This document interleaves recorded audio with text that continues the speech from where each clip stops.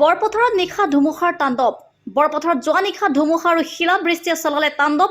প্ৰকৃতিৰ কালৰূপত ধ্বংস হ'ল বহুতৰে ঘৰ। ধুমুহাই কেইবাটাও ঘৰৰ টিনপাত উৰুৱাই নিয়াৰ লগতে শিলাবৃষ্টিৰ ফলত কিছু লোকৰ ঘৰৰ টিনপাত চালনি সদৃশ হ'ল। আনহাতে পথৰ কাষত গছ-গছনি ভাঙি কিছু সময়ৰ বাবে বিদ্যুৎ যোগানো ব্যাহত হৈ পৰে। বৰপথাৰ নগৰৰ মিলন পথত থকা নিৰঞ্জন নিয়োগ নামৰ এজন লোকৰ ঘৰত কথামপি ৰক্ষা পৰে তেওঁলোকৰ কন্যা সন্তান। তেওঁ থকা ঘৰটোৰো ধুমুহাৰ ফলতে সম্পূৰ্ণৰূপে ক্ষতি হয়। মুঠৰ ওপৰত যোৱা নিশা প্ৰায় 10 মান বজাত অহা ধুমুহা আৰু শিলাবৃষ্টিয়ে বৰপথাৰ অঞ্চলত প্ৰচুৰ পৰিমাণে ক্ষতি সাধন কৰে।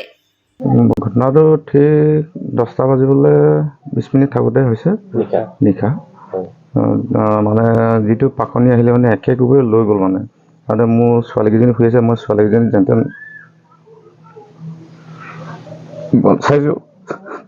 ডাঙৰজনী ছোৱালী ধৰক পৰীক্ষাও দি আছে, তাই গায়বতো যিহেতুকে তেওঁ এডমিটখিনি বচাইছোঁ আৰু চাংতল সোমাইছোঁ। ডাঙৰ ডাঙৰ শিলো পৰিছে মানে বাচিবলৈ। অকল মোৰ শোৱাৰ বাৰান্দাখন বাচি আছিলে, তেওঁলোকক বচাইছোঁ। বচাই তেওঁলোকে যেন তেন মানে হেৰি কৰি ৰাখিছোঁ আৰু 10:30 তাৰপিছত বৰষুণটো এৰিছে মানে। লগালগ মই ধৰক ৰাতিয়ে মানে চিয়ামানক ফোন কৰিছোঁ, এইটো দিগন্ত গগৈলৈও ফোন কৰিলোঁ। তাৰপৰা আমাৰ যাক যেনেকৈ পাইছোঁ মই ফোন কৰিছোঁ।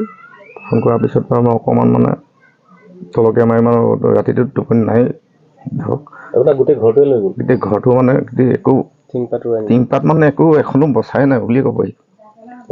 চব লৈ গ'ল। যিহেতু এতিয়া মই আগতে অলপ টিং লৈ থৈছোঁ, সেইখিনিকে লগাম বুলি ভাবিছোঁ। কি অনিষ্ট হ'ল? অনিষ্ট অকল ঘৰটো, তাৰপৰা কি ভাবিছোঁ মই এতিয়ালৈকে একো মানে চোৱাও নাই। ঠাইডোখৰ কি? ঠাইডোখৰ আমাৰ বৰপথাৰ মিলন পথ। টাউন এনেই ৱাৰ্ড হিচাপে 3 নং ৱাৰ্ড। আপোনাৰ নামটো? শ্ৰী নিৰঞ্জন নেওগ। এই ধুমুহা আহি থকা অৱস্থাত কোন আছিলে ঘৰত? ঘৰত আমি আটাইকেইজনে আছোঁ। ছোৱালী 3জনী মোৰ আৰু মোৰ পৰিয়াল। পৰীক্ষা দি আছিলে আপোনাৰ এই ছোৱালী তেওঁ ফাৰ্ষ্ট ইয়াৰ পৰীক্ষা দি আছিলে, হায়াৰ ছেকেণ্ডেৰী।